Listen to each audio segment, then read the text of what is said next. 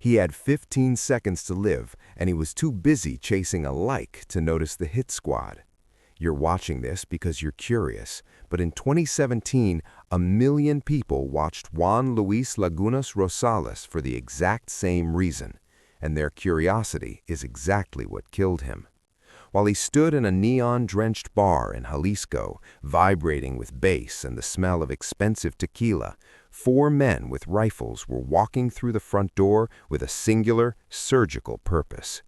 To the world, he was the pirate of Culiacan, a 17-year-old digital god. To the men entering the room, he was a dead man who just hadn't stopped breathing yet.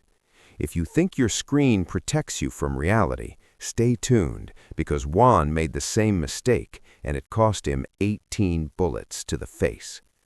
The death warrant wasn't signed in blood, it was signed in pixels 72 hours earlier. In a video that should have stayed on his phone, a blackout drunk Juan leaned into the lens and insulted a ghost. He looked into the camera and told El Mencho, the most feared narco-terrorist on the planet, to suck his dick.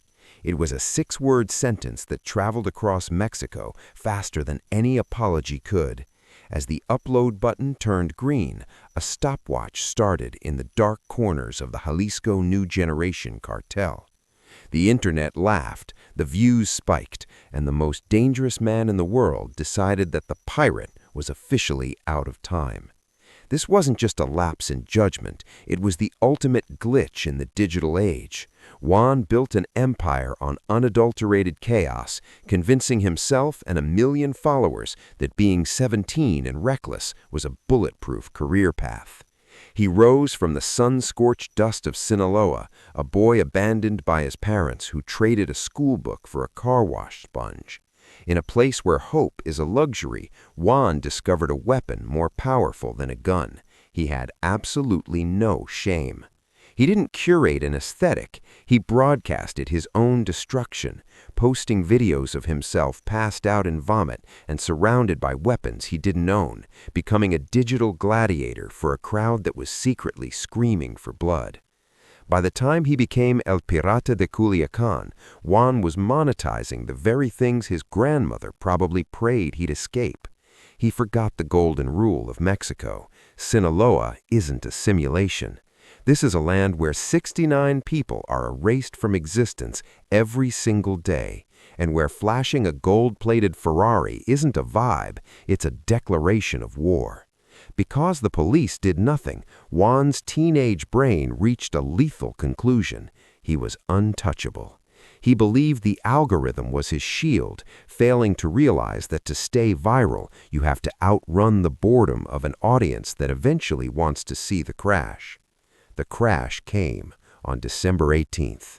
Juan didn't hide. He went straight to the heart of El Mencho's empire, a move so arrogant it could only be fueled by cheap whiskey and 1 million followers.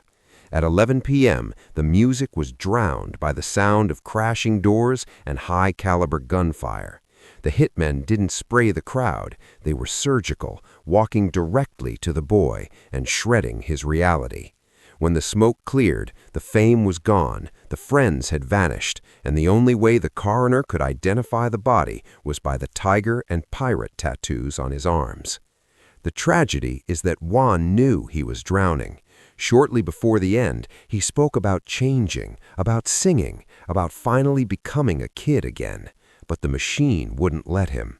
The fans wanted the chaos, the promoters wanted the drunk, and the cartel wanted the silence. He died at 17 with 1 million followers and a coffin full of lead, proving that in the world of the cartels, image is the only currency, and Juan's was worth nothing. He wanted the world to forget how young he was, and in the end, they did. All they remember is the boy who died for a video. You're watching this thinking you'd never be that foolish, but that's the horror of the digital age, the belief that being seen is the same thing as being safe. Juan had 15 seconds to live when those men entered, and he spent every second believing he was a god. He was just a kid. Today, his video is a digital ghost, a reminder that 1 million people can follow you and 0 people can save you. El Mencho is still a king. Juan is just a statistic in a Sinaloa graveyard. Remember the name, because the cartel certainly did. And remember the mistake, because in that world, you only get to make it once.